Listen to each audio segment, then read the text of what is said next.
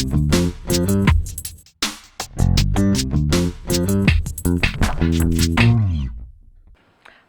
I'm Stephanie Jaworski of joyofbaking.com. Today we're going to make Coffeehouse Scones, or maybe you know them as scones. This is a buttermilk scone. It has a really nice crisp outside crust, yet inside it's soft and bread-like. Now these are excellent just plain, or you could serve them with butter and jam, clotted cream and jam, or even lemon curd, and they're excellent to make strawberry shortcake with. So first, preheat your oven to 400 degrees Fahrenheit, which is 200 degrees Celsius, and you will need a baking sheet. You could line it with a piece of parchment paper like I've done here, or you could just lightly butter or even spray with a non-stick spray. Now when I make scones, I just make them by hand. I don't use an electric mixer or a food processor or anything like that. I just mix it all together in one big bowl. So in a large bowl, put 2 cups, that's 260 grams of all-purpose flour. You may know that as plain flour. And I'm just going to sweeten it a bit with a 1/4 cup, 50 grams of granulated white sugar. Now, you could, if you want them sweeter, you could up that to maybe 1/3 cup, 65 grams of sugar. If you don't want them as sweet, you could cut back to like half that amount of sugar. You could really play with that. And then you need 1 teaspoon of baking powder, a 1/2 teaspoon of baking soda, and just a 1/4 teaspoon of salt. I like to use the kosher salt. And I'm just going to whisk that together. Now, if you want, you could do this part in your food processor. And then we're going to add to this 1/2 cup, which is 113 grams of butter. I like to use unsalted because I like the flavor better, but you could use salted. And have it in little, I find it best because we got to cut this into the flour, so if you have it in little tiny pieces, it makes it much easier. And your butter should be cold. Sometimes what I do is I take the butter out of the fridge, I cut it into these little small cubes, and then I just pop it into the freezer for like 15-20 minutes, and then it gets really cold, and then it cuts into the flour really nicely. Now, like I said, you could do this part up to cutting in your butter in your food processor. Just make sure you pulse it, and just until it's coarse crumbs. You know, don't like just put it on and just let it whirl. Just kind of pulse it until it's cut in. If you're in a rush, that's a easier way. Now I'm cutting in using this pastry blender. You could use 2 knives and just kind of cut. You could even use your fingertips, especially if you have cold hands. That'd be fine as well. There's various ways you can do it. But you just want to cut in coarse crumbs.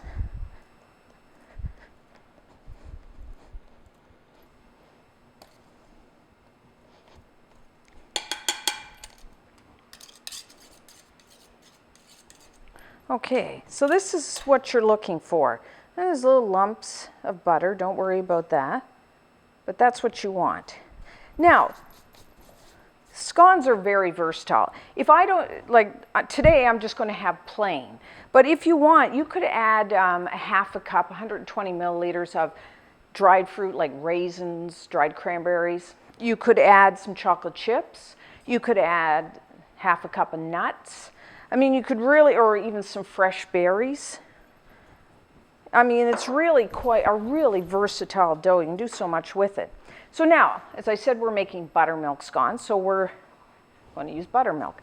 You will need between 2/3 and 3/4 cup, which is 160 to 180 milliliters. Depending on your flour, it can absorb a different amount of liquid, so that's why it can range. And I'm going to add a teaspoon of pure vanilla extract to the buttermilk. Now, if you don't want vanilla flavor scones, just leave it out. They're very good even just plain. And stir that. Now, buttermilk, you can buy it. It's commercially made. There's buttermilk powder now. I notice it's in, at least where I live, it's just in my regular grocery store. Or you can make your own. So just take 3/4 of a cup of just milk. You could use whole milk, you could use reduced fat, and add 3/4 of a tablespoon of either a vinegar or a lemon juice. Just stir that together and leave it about 10 minutes at room temperature, and then you could use it just like you would commercially made. So that's a good way of, if you don't want to go out and buy it. And so I'm going to add not all of it, because like I said, you don't know how much of the liquid the flour will absorb. So it's better to start with a less amount. You don't want it overly wet. Now, I wouldn't like, if you cut your butter into the flour in your food processor, at this point I would empty it out of your food processor into a bowl and do this by hand, because we want a really nice, soft, light scone, and that means we don't want to overmix. And so if you do it by hand, there's less of a tendency than if you're using a machine. So I'm going to add, I think I'm going to need all of it today. So, like I said, a light hand. Don't overmix. So what I'm going to do, get my hands in there.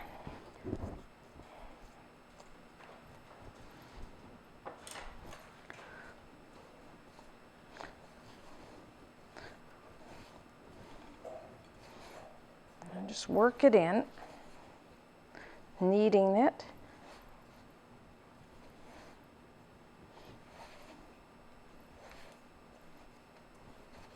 Actually, I'm going to add even a little more. That's why I always have a little extra on hand.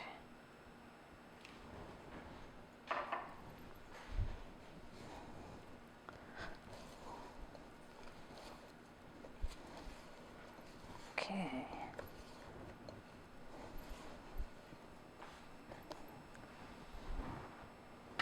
That out of the way. And then just put a little flour on your counter.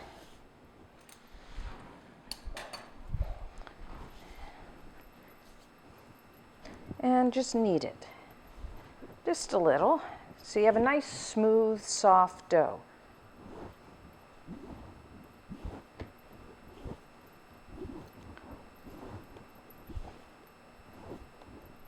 Okay, a little more. Now I'm going to shape this into about a 7-inch round, which is about 18 centimeters.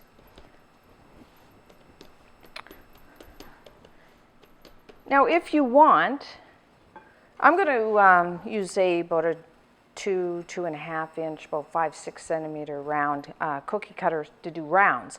But if you do it into a 7-inch round, what you could do is just cut it into triangles, 8 triangles. And that's really fast if you want to do that.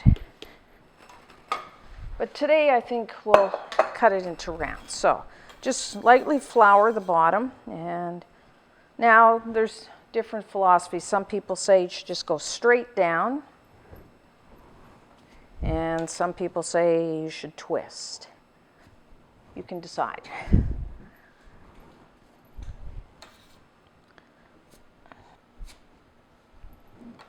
then just gather up your scraps.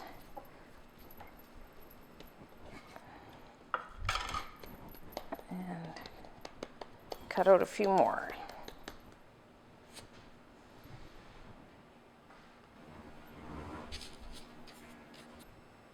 Okay. So depending on what size cookie cutter, that will give you a different amount. If you want to make them larger, you'll get less, of course. But I think. Okay. So what I'm going to do is just brush the tops. It helps with browning, just with a little milk.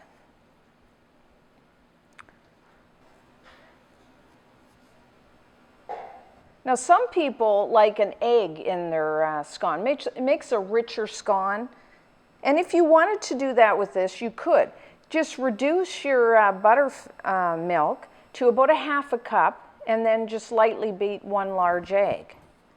And that will give you a much richer tasting scone.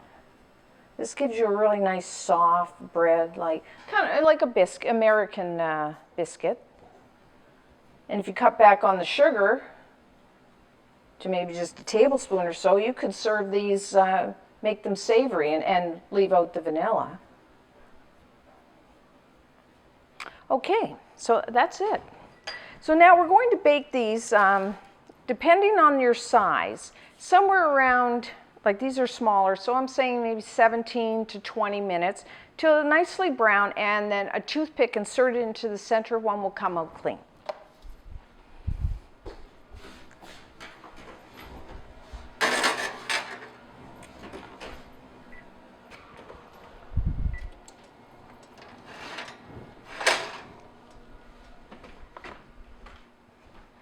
Okay, so our Coffeehouse scones are ready. As you can see, beautiful golden brown. Toothpick inserted in the center will come out clean. Just let them sit, 5-10 minutes. These are really great, fresh from the oven. You can cover and store them for a few days, but keep in mind that once you store them, they won't have that nice crispy outer crust. So I'm just going to break a little hot here, but as you can see, really nice, soft, flaky, kind of bread-like inside. So until next time, I'm Stephanie Jaworski of joybaking.com.